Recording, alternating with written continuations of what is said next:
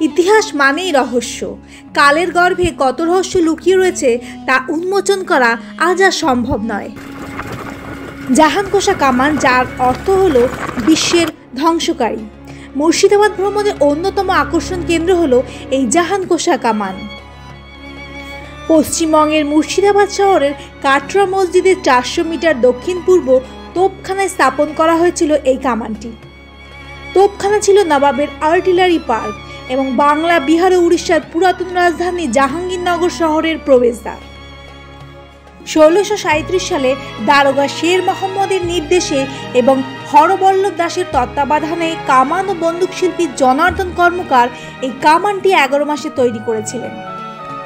শাহজাহান যখন মুঘল সম্রাট ছিলেন তখন বাংলার সুবেদার ইসলাম খানের নির্দেশে এই কামানটি ঢাকায় তৈরি করা হয়েছিল। জাহানকোষা কামানটি অষ্টধাতু দিয়ে তৈরি।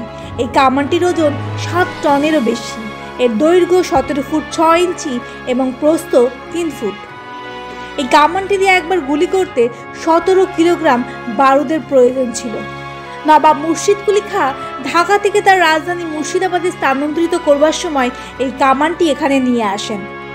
মুর্শিদ কুলি খাঁয়ের পরে অন্যান্য নবাবগণ তাদের অস্ত্রাগারে স্থাপন করেছিলেন এই কামানটি।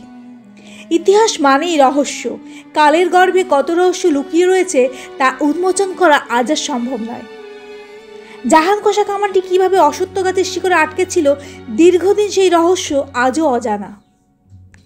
পরবর্তীকালে ভারতীয় প্রত্নতাত্ত্বিক বিভাগের উদ্যোগে জাহানকোষা কামানটি গাছের শিকড় থেকে সরিয়ে বর্তমান স্থানে স্থাপন করা হয়েছে।